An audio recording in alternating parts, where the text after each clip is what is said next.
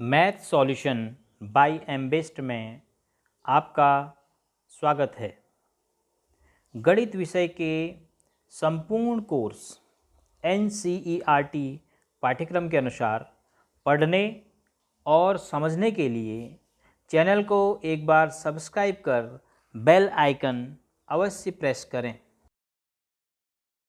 प्रश्न संख्या 4 है, यदि एक रेखा दो संकेंद्री वृत्तों, संकेंद्री शब्द का मतलब समझिए, संकेंद्र माने केंद्र साथ साथ, यानी दो वृत्त जिनका एक ही केंद्र हो और दोनों का एक ही केंद्र क्या है, O है, तो A, B, C और D पर प्रतिच्छेद करें। ये जो रेखा है A, B, C, D पर वृत्त को प्रतिच्छेद करती है, तो सिद्ध कीजिए कि A से लेकर B की दूरी C से लेकर D की दूरी के बराबर। तो काफ़ी आसान है, इसको ध्यान से एक रचना के द्वारा आप समझ सकते हैं। आप O से इस रेखा पर एक लंब खींच दीजिए। यह कोण कितने अंश का है, 90 अंश का है, और इसका नाम दे दीजिए आप, माना ABCDE नाम रख देते हैं इसका। अब आप पहले छोटे वृत्त के बारे में सोचिए, बड़े वृत्त को भूल जाइए। तो BC छोटे वृत्त की जीवा है और जीवा पर केंद्र O से खींचा गया लंब इस जीवा को आधा कर देगा, अर्थात BE और CE बराबर होंगे।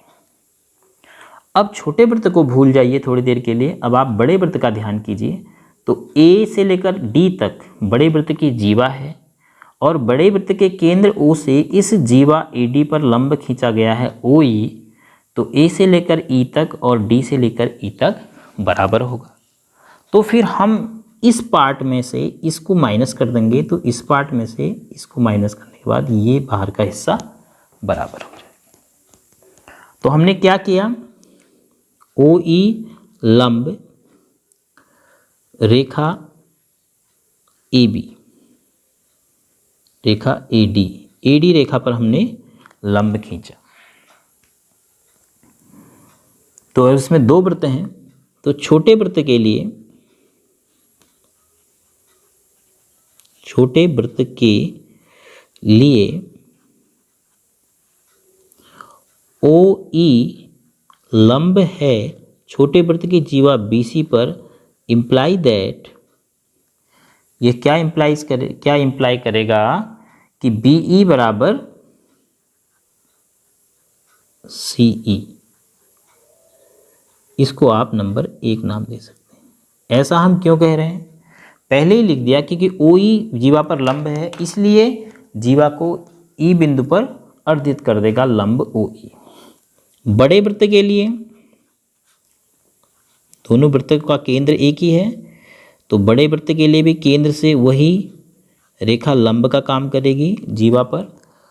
तो OE लंब, अब जीवा है AD, इम्प्लाइज दैट A से लेकर E तक बराबर होगा D से लेकर E तक। बस अब इसमें से इसको हम घटा देते हैं। समीकरण 2 ऋण समीकरण 1, क्या क्या, समीकरण 2 में से 1 को घटा दिया तो क्या मिला, AE माइनस BE बराबर DE माइनस CE।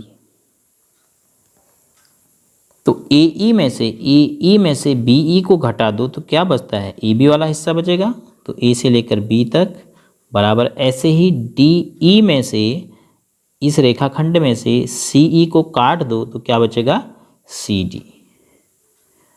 तो AB बराबर CD, यही आपने सिद्ध करना था। तो आपने यह ध्यान रखना है कि ये जो OE लंब है, यह जीवा BC जो कि छोटे वृत्त की जीवा है उसको भी आधा करेगा। अब चूंकि O बड़े वृत्त का भी केंद्र है, तो OE बड़े वृत्त की जीवा AD के लिए भी लंब का काम करेगा, तो बड़ी जीवा AD को भी आधा करेगा। तो इसलिए हमने लिखा BE बराबर CE और AE बराबर DE। अगर यह लंबाई इसके बराबर है और ये अंदर की लंबाई इस अंदर के बराबर है, तो बाहर की लंबाई ये बाहर के बराबर हो जाएगी माइनस करने।